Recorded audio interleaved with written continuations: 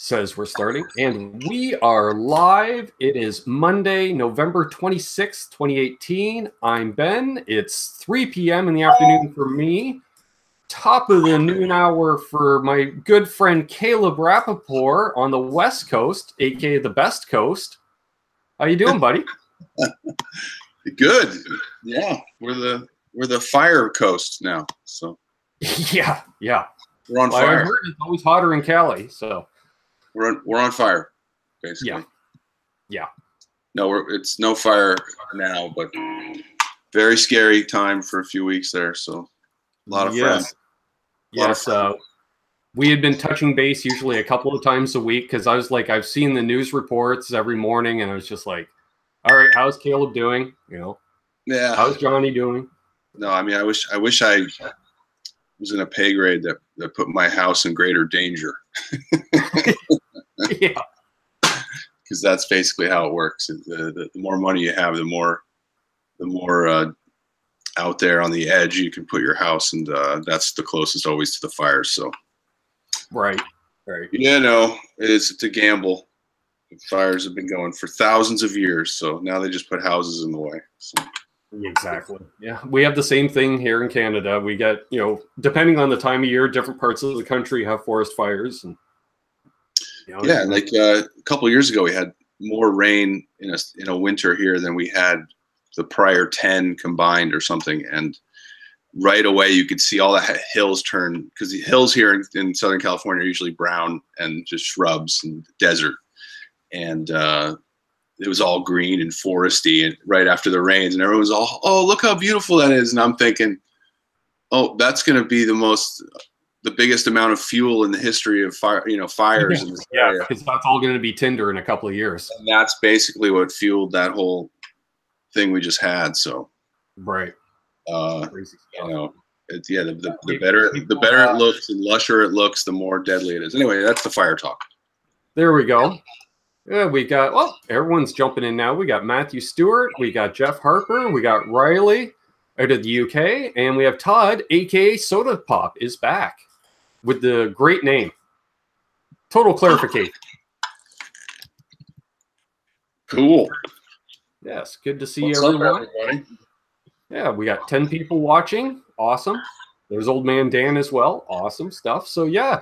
Figured today, we'll talk a bit about Nerd Halen. Seems to be ramping up a bit more. I keep seeing these little increments here, and another piece of the puzzle in place. So you've been posting some jam videos. You've been out promoting the band, and I see a very cool T-shirt as well.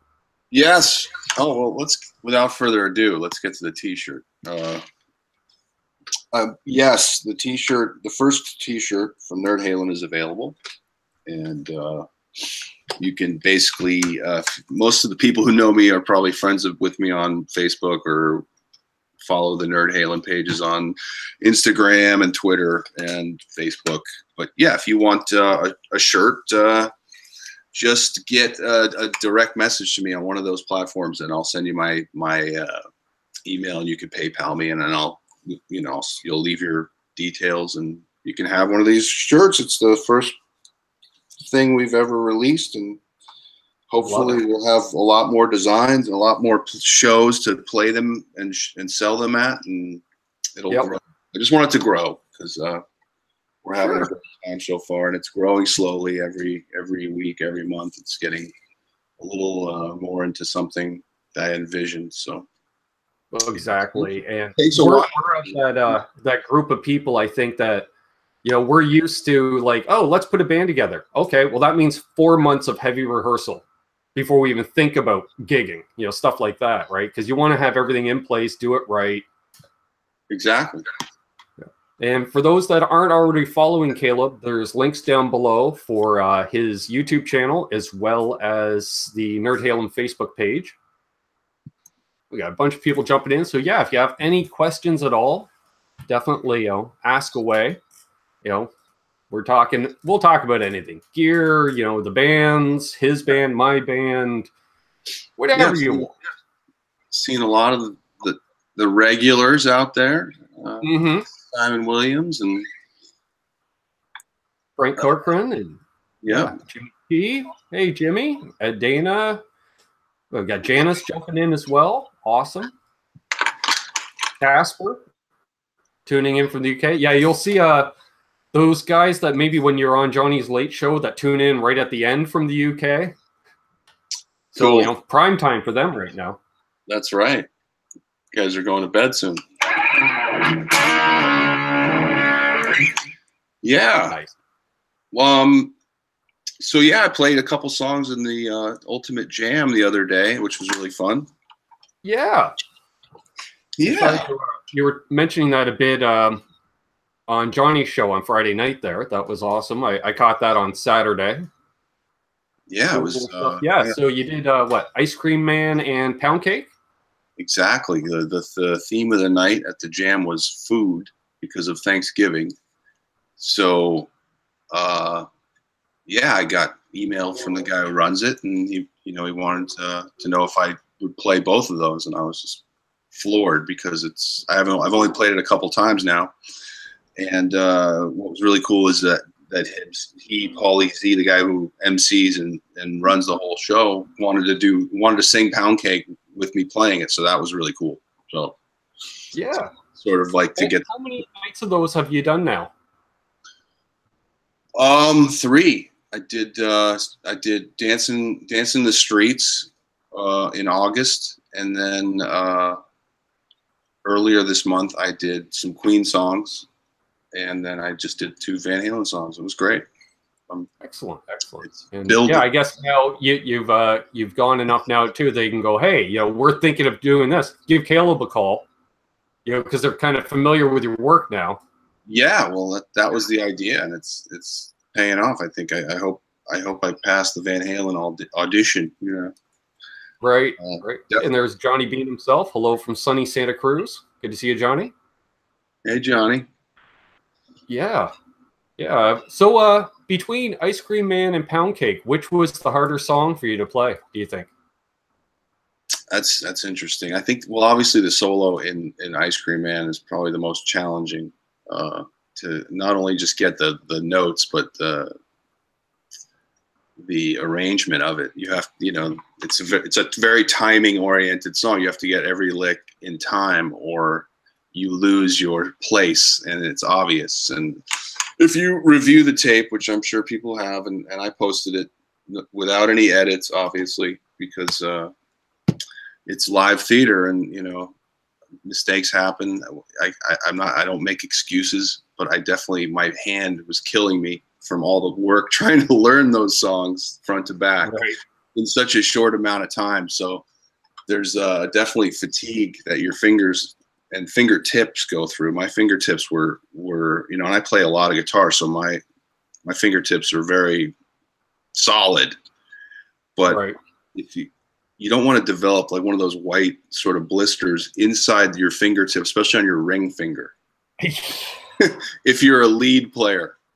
Yeah. That ring finger. Yeah, definitely. Your ring finger takes the most abuse, right? Because it's the one that's actually doing hammer-ons and not just pressing 9 times out of 10. How can you not do that without that finger? Yep. Every lick is based on that finger, and that finger was killing me. So I had to do the whole thing with that. So there are definitely some mistakes in the solos, and the hardest part to nail with Eddie is not even the licks, it's the bends. It's all his bending, because he's such a superior bender of notes. Yeah, true.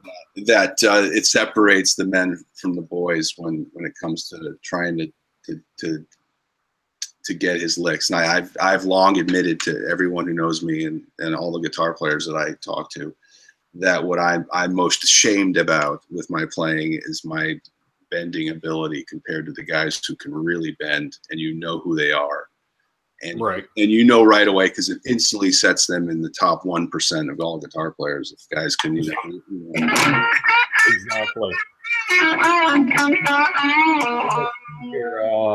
Simon Williams says it sounded pretty good. Riley is asking how the weather is. It is windy and stormy.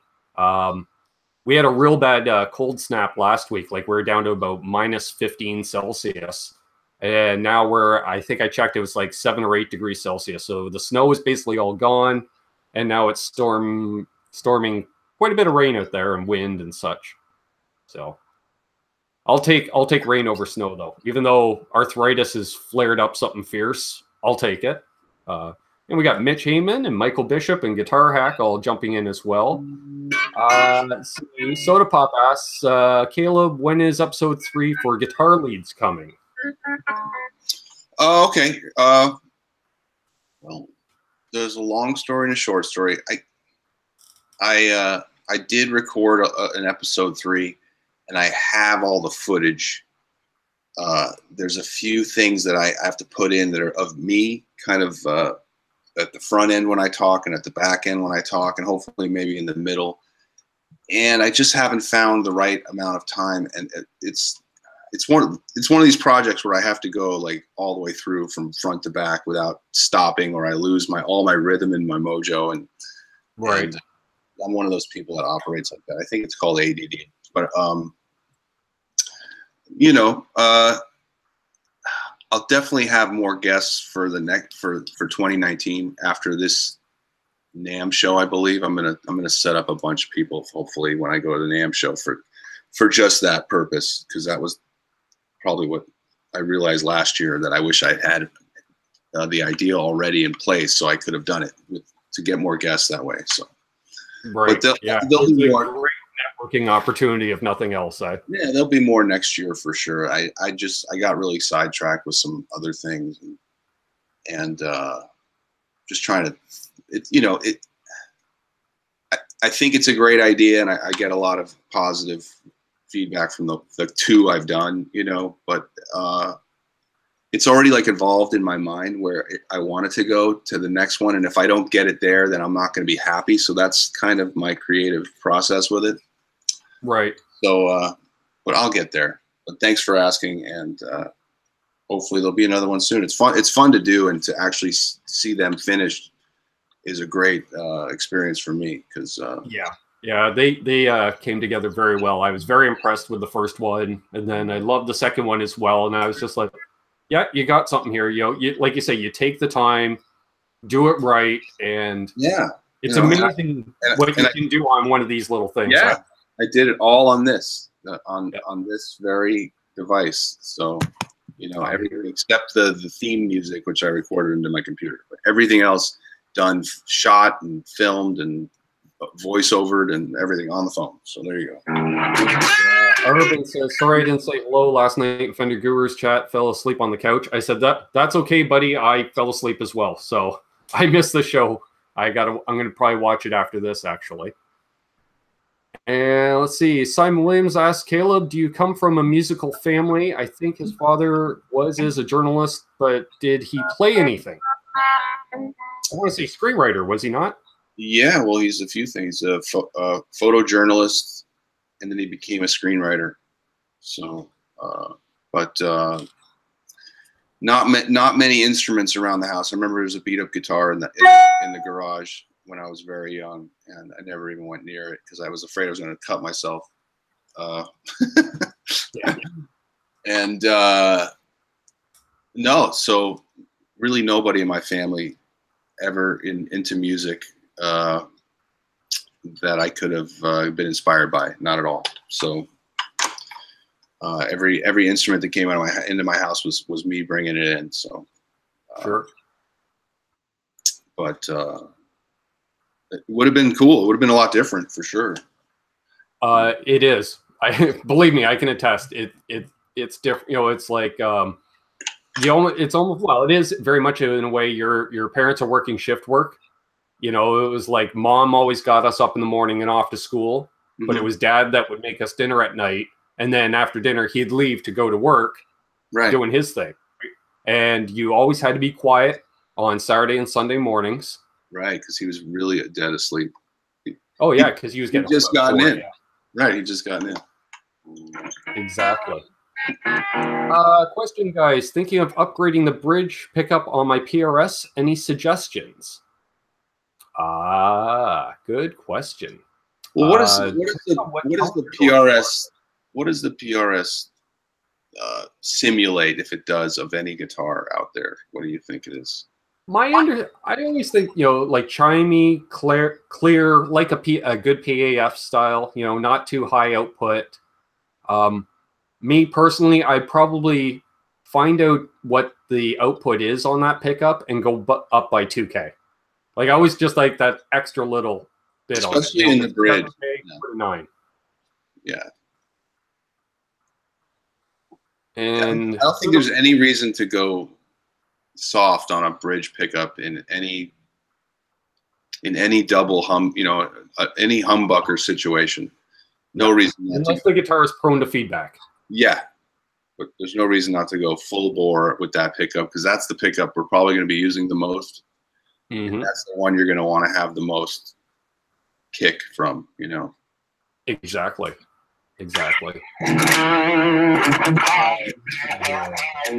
Todd, aka Soda Pop, asks, what guitar is in your hands?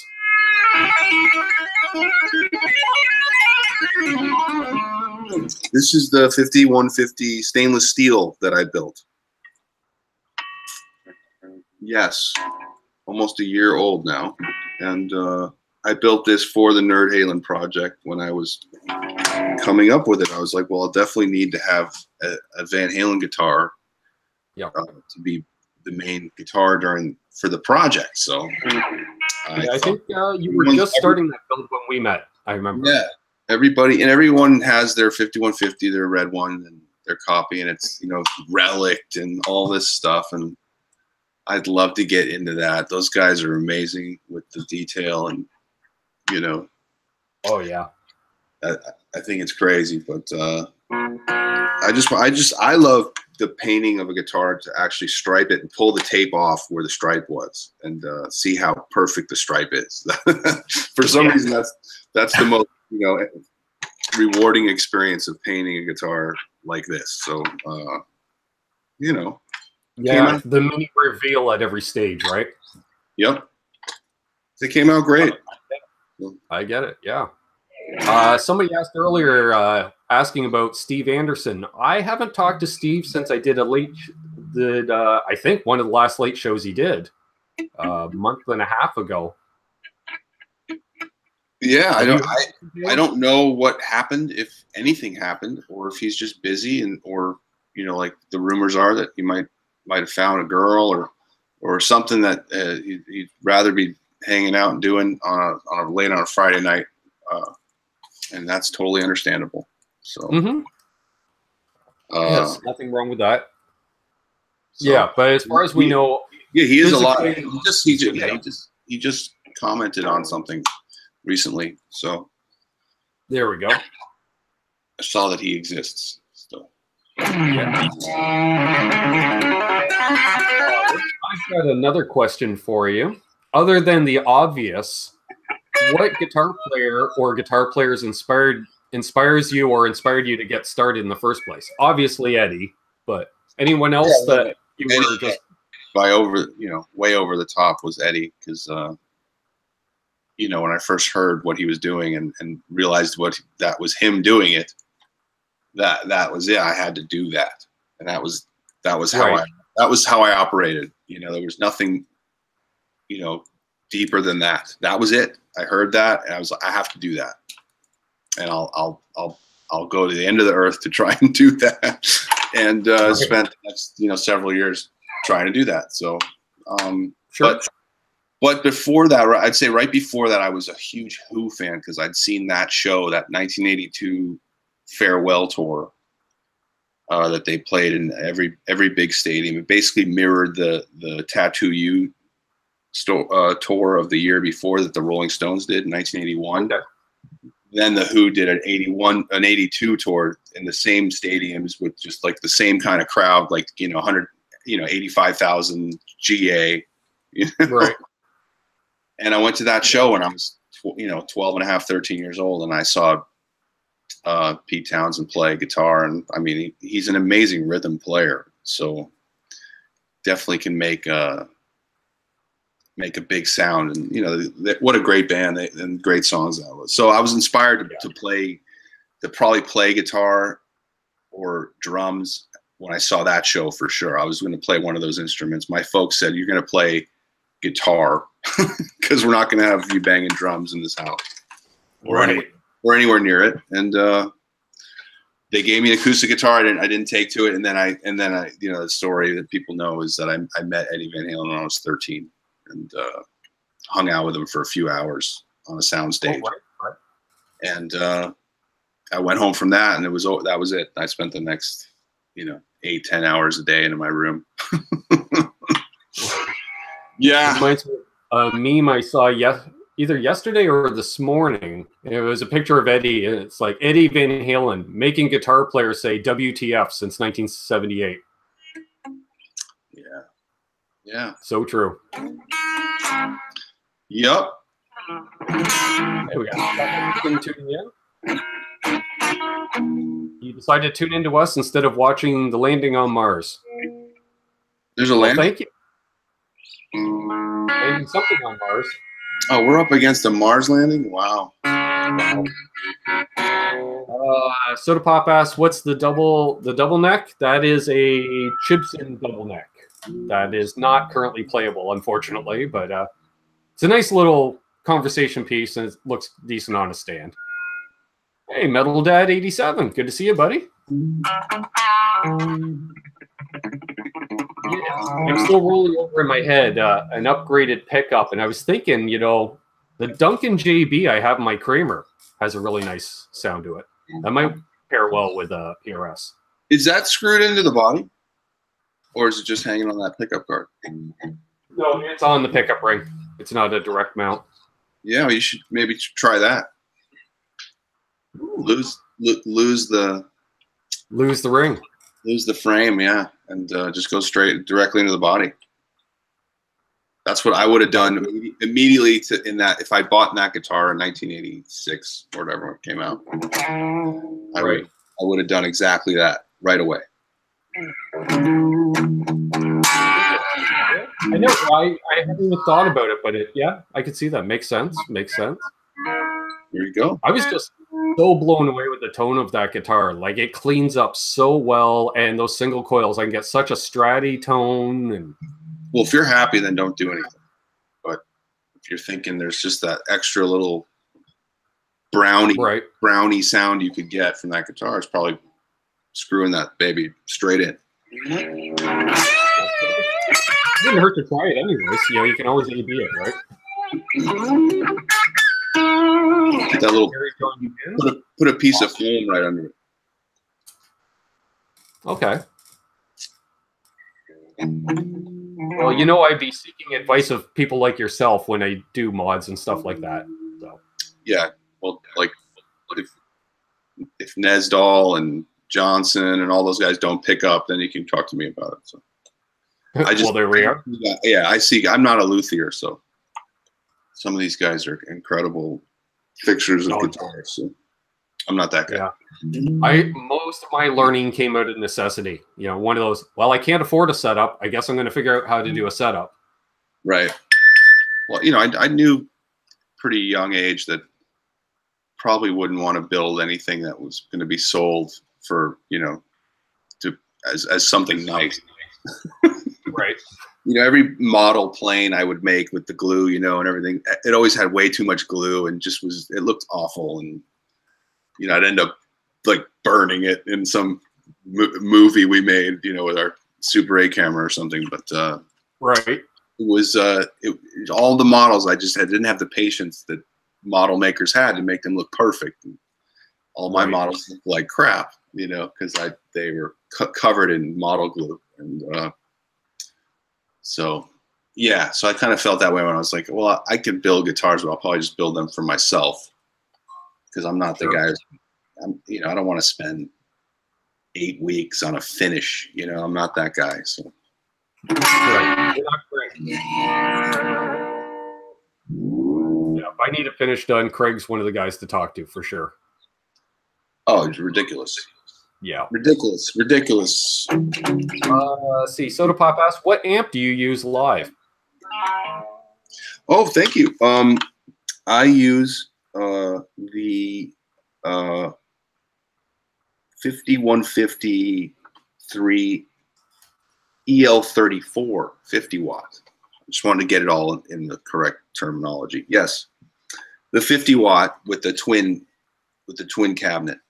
So, and it's the EL34. So it has the older Marshall tube sound from the earlier days. I'm not through it right now. I'm actually playing through my Roland Microcube right now because it's so easy. And sure, yeah, just plug it in, right?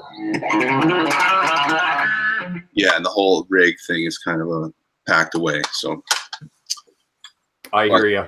Yeah, no, that's what I'm rocking, and it's a good amp. I've heard people talk about the EL34 50 watt as having a sort of punchy, puffy kind of sound with the blue channel, which is the regular distortion channel. And I noticed it, and I believe you can fix it just by turning up.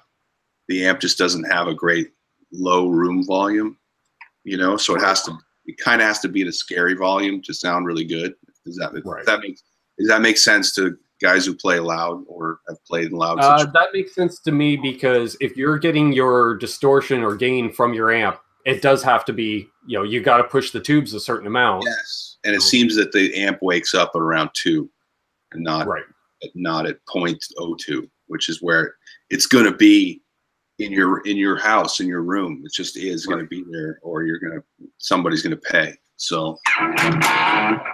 That's I was standing in here last night, and my little niece came in. My sister and her family were over for dinner, and she came in, and then my sister comes in. She's like, "Isn't that amp a little loud for her being in the room?" And I'm sitting right in front of it, and I was like, "Is it loud?" She's like, "You're so deaf. You're so deaf." Yeah, exactly. Let's see here. We got John BL 5150 just saying hi, Ben and Caleb. Unfortunately, I'm at work, so I can't stay. Well, thanks for tuning in, John. That's so funny. He says Ben and Caleb, and that's, you know, I have one brother. His name's Ben. So Ben and Caleb. I've grown up my whole life hearing Ben and Caleb, so it's pretty funny to hear it just read it like that. Nice.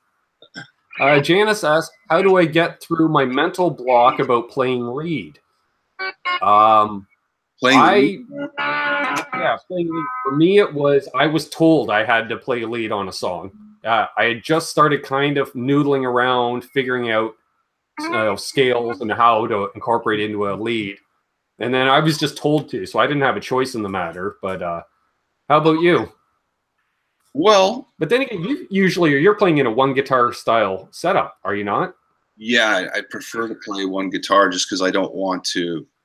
I feel if I mess up, it'll be more obvious when with somebody else playing it right. So, no, I would say it's a very common thing is to be fearful of being out in front of something. That's why lead singers are special people, and not always the most fun people to be around personally. But they have a thing where they get out in front of something and they take over, and that's kind of the mentality you need to play a solo. Is, you know, that this is going to be the part where you get to take the reins of the situation, but it's really how well you fit in with what's going on around you that makes it work out the best for you and the band and for the listener. You know, for the player, the band, and the listener. Yeah. So there's definitely a comfort level and a confidence level. Like, I know I'll look down at a set list and I was just like, oh man, you know, I'm not looking forward to playing lead on this one song, but then the next set I'm counting down the songs until I get to play lead on this other song. Yeah. Because I do about 20 to 30% of the lead work in the band. So. Right. And, you know, whenever I'm learning a non Van Halen solo for a song or something, where, you know, you're supposed to nail it every bend and pull of the original solo. You know, if I'm not going to do that, which is most of the time, because I don't think I think you're allowed to put a little of your own thing in, you know, at certain points. And if you just put it in at the right time, I think that's the best way to do it. But also, if you don't think you can nail, you know, the Joe Walsh solo from an Eagles song, then do a lick that's yours that, you know, it'll make people forget about you trying to do George Lynch or Joe Walsh, excuse me. So yeah. And I have the opportunity. I do one or two Joe Walsh solos depending on what songs we cover. And one like Dirty Laundry, you got to start the solo with the 3 or 4 bends. And it's funny because Rich and I both each take one of the solos, and we both start each solo the same way because that's what the crowd knows. After that, it really doesn't matter. Exactly. So, you know, and always finish good. That's that's probably the number one rule in soloing is have a good finish. You know, it's not where you start or at the middle, but if your finish is good, then everything that came before will be fine. Yeah. And I would also say don't necessarily start a solo guns a-blazing. Like, ramp it up, you know, go up into that. Like, if you start way at the top, where are you going to go from there? Unless, you know, it's Ice Cream Man. So, well, yeah. You know, start with the most humanly impossible lick to play well or even play. You know, this stretch is crazy. And everyone cheats. You know, a lot of people go, that, but he's really going.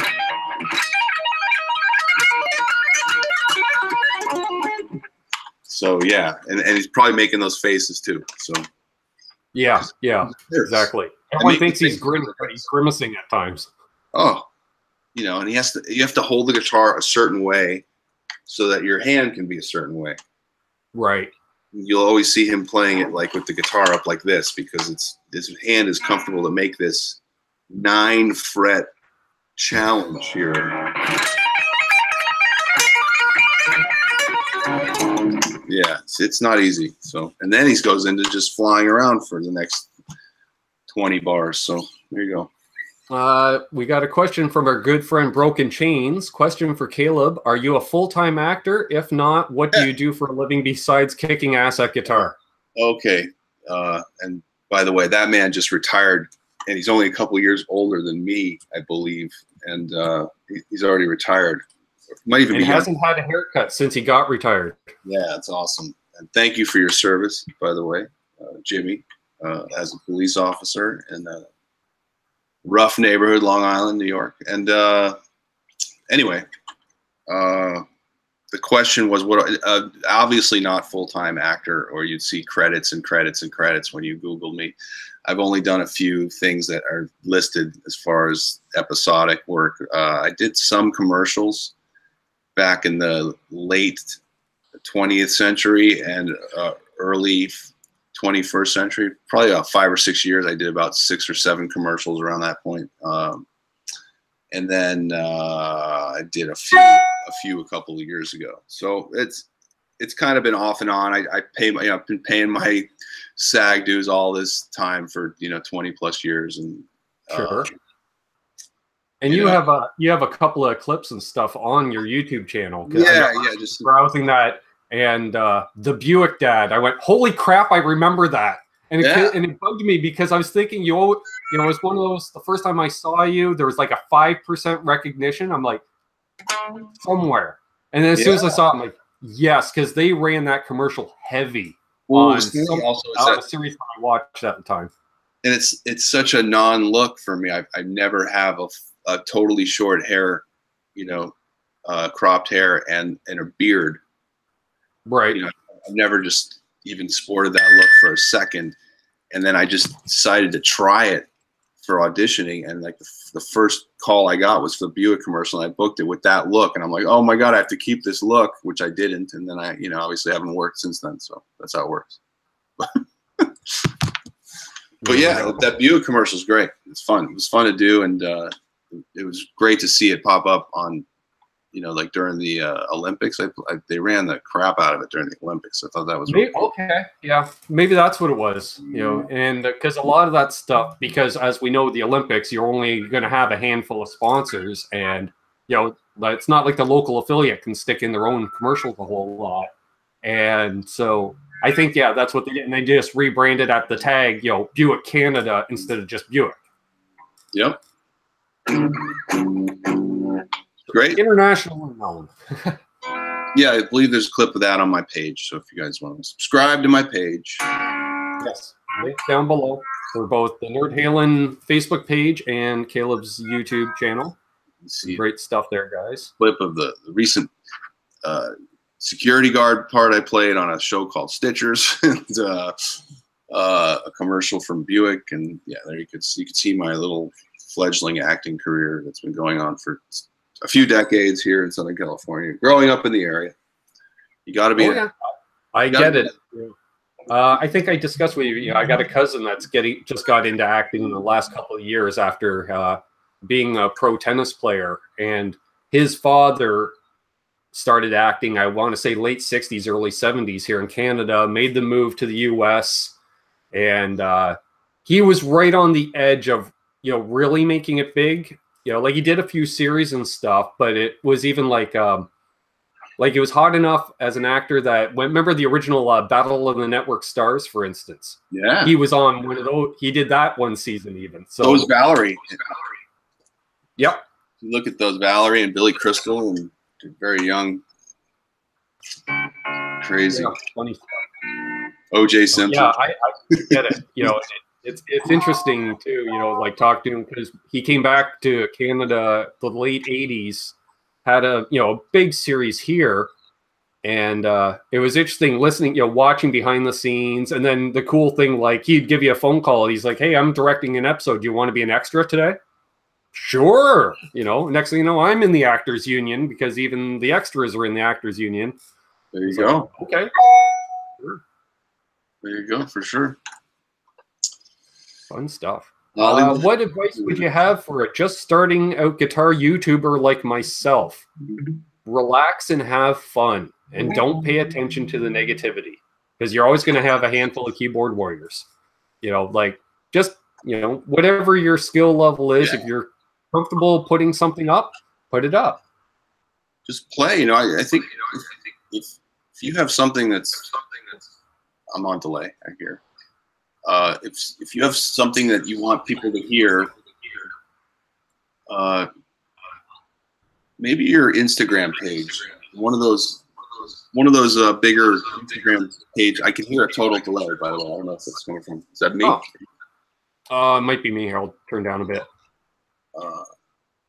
But it's the idea is to get shared, and then you'll get followers from that. So I don't know if having a YouTube page where it's just you playing your stuff is going to work better than having an Instagram page of you playing, because you'll be able to just deliver it quicker with a smaller kind of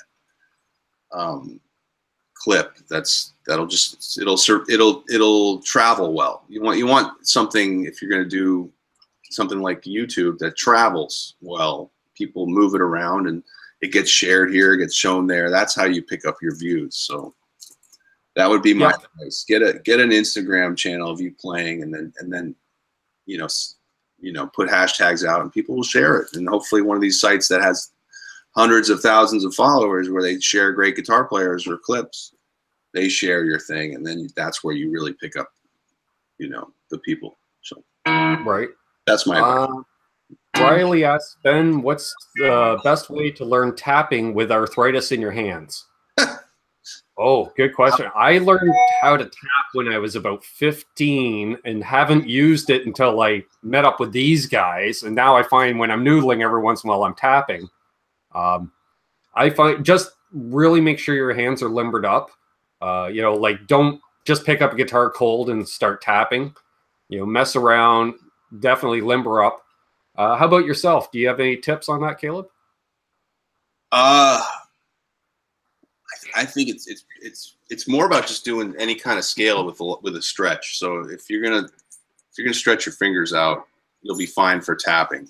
You know, I mean, whatever finger you use to tap with on your right hand it's gonna have to have a lot of stamina, you know, to keep it going, because you'll be hurting a lot if you start using this thing for a day and then you know if it's something you don't do. But I've been using it for 30 years. If you practice just that kind of simple run, you know, where you're spread like 5 frets and you stay up here.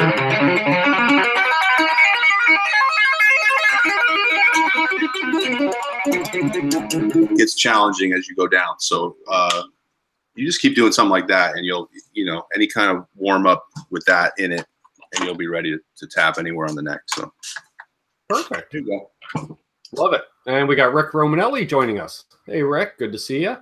Casper says he just subbed to you, Caleb. Cool, man. I wish I had a lot more content going out. I'm not a regular YouTuber, so hopefully more in the coming year. So, Soda Pop asks if you own any Gibsons. Me? No. Yeah. No, I don't.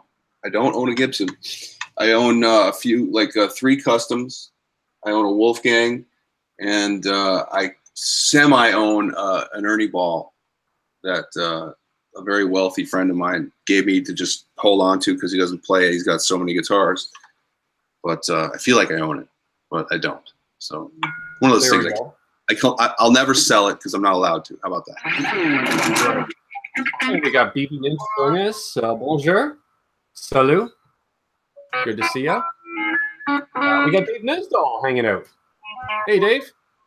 Dave. Hey. And Dave Dude says he needs to go change some sprinklers in a sprinkler system. Well, have fun with that. That sounds like a chore. He's got the hands to do it. We got Carlos Figueroa in the house. Carlos? Already because I'm 4 and I've tried tab since I was 11 and my hand. Okay, tapping since I was 11. My hands hurt so much, but I shall master it one day. Yeah, I would basically the test or the scale like Caleb was doing, which is basically the same thing I did. You know, a 5, 9, 12. Yeah. Just a stretch here. That. And if you want it to sound like more Eddie, just do the one he'll do till he's gone forever, which is,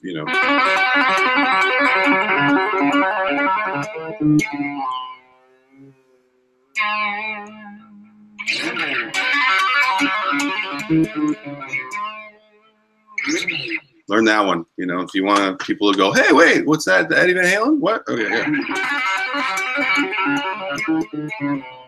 Something else we should ask is, how's the action on your guitar? Because you definitely want to have the action quite low, but not so low you can't really tap it out. Like, I like to have a little bit of resistance under. Yeah, I mean, I think a lot of guys. Yeah, it's pretty low. Mine's pretty low. But you can really feel. I mean, your left hand's going to feel it if it's a higher action than you're used to for a while. So people with low action are addicted to low action because once they ever play a guitar with higher action, they hurt right afterwards. So. But this is a very easy guitar to play, in my opinion.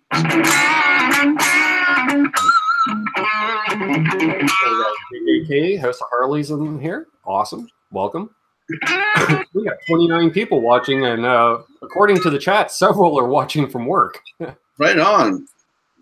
Everyone's working. Todd, aka Soda Pop asks, Caleb, do you know any Nuno licks? No, God, no. I wish. He's one of those guys I try. It's amazing. I don't want to listen to him because it makes me want to quit. It makes me want to stop. So there's a lot of guitar players like that. Like and I say that like I'll never quit, but there's guys they make me go, why do I do this when I see what they're doing? It's that competitive thing in you, like if you're like the fastest kid in town, you never want to be beaten by anybody. So, when you see guys play like that, you either are a huge fan and listen to it all the time, or you kind of just say, all right, cool, man, keep doing your thing, and kind of want to hide from it because it's that good. So yeah, I think the guy's incredible, like a monster, and all the way up and down, like at the whole package of what it is to be a great live lead guitar player is in Nuno Bettencourt for sure. And I always said that if Van Halen didn't have Eddie Van Halen, who would you like to see if they were going to come out and try to attempt to play live as Van Halen, who would you want to see in that part? And I said, without thinking, it would be Nuno Bettencourt. So yeah, that's how I feel about that guy. That's so fluid. You know, like I hear, you know, because I'm not a shredder by any means, it gets garbled for me at times. You know, it's just I know what they're doing, I appreciate it, but it's just Nuno's just so melodic. Well, yeah, it's just like comedy. It's all timing. Yeah. And if your playing is perfectly timed, you know, the ear will always hear it as perfectly timed. It just knows, and that's why people go, "Wow, that sounded really good." Yeah, because it was perfectly timed.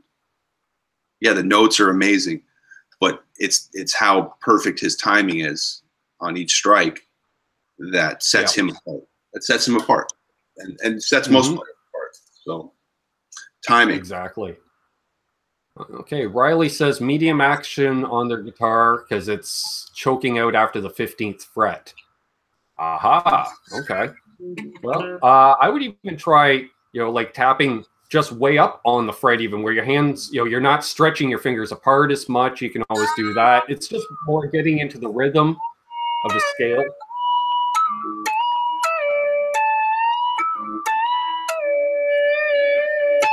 Some Dave did mention he's got Gibsons 30 to 40 years old that have take very low action well. Yep. Yeah, you can set up Gibsons very, very fast. I have extremely low action on basically all my guitars. Because I always think of BB King. Why are you working so hard? You know? Exactly. Wow, you're going to feel it. Yep. Nickerson, I have the power to put you on pause. Yes, you do. And somebody mentioned Red Beach, or yeah, I can see that. Yeah, he's really good. Everyone's saying hey to each other. Very nice, very nice.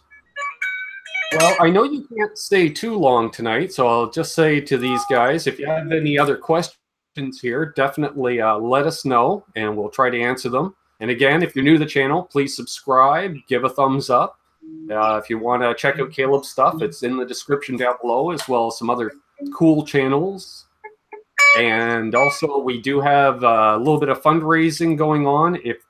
If you're willing to contribute, down below we have a GoFundMe to get myself and Richie's butt out to NAMM. So we're good enough. Rich is not quite 100% at this point. He ran into some post-wedding financial stuff. Oh. And so, but I am 100% going, and I am very much looking forward to seeing you in person, good sir. Yeah, it's going to be the coolest part. Always the best part is seeing all the people. So. Yes, the ultimate family reunion. All the people you know from out there in the interwebs. I've so many people I know just from the internet that I've never humanly met. So it's a trip to actually have that, because that's more of what life is now. And it used to be obviously the other way around, but now you know so many people that you've never met just from the internet. And right. So yeah, definitely awesome. The coolest part of NAMM is going to be seeing all the people I've known from the computer. So. I cannot wait. So everyone's just kind of talking to each other there. I'm not seeing any questions. Terry says, question up before they go poof. Yep. Quentin James showed up. Quentin must be done finishing helping his brother with some stuff. So cool. Saw him on Facebook today. Yeah. Excuse me. And so if you want to, you have anything else you want to promote, suggest, add to the conversation? No, just keep following. The Nerd Halen thing is coming. I promise. I'm working on it. I'm getting it together, getting the people involved that need to be involved, and hopefully there'll be just things sort of coming out on our sites that are fun to follow. I think it's the whole idea of me starting a band from scratch. I thought was just cool for me as a person who's always wanted to do something like that and just find the right thing to do. So with this, I feel like I'm on the right track to something really fun, really cool. So I appreciate everybody that's coming along for the ride. And if you want to come along and support it right away, here's the t-shirt. It's available. Just contact me through any of my social media, and I will tell you how you can acquire one of these beauties. And Nerd Halen. Awesome. So as I always say, folks, hold those doors open. Let that guy in ahead of you in traffic. Do good things, and good things will happen to you. You know, karma is real. I'm living the dream. I know Caleb's living the dream. Great stuff as always. So everyone, be good to each other out there. Stay well and rock on. Cheers.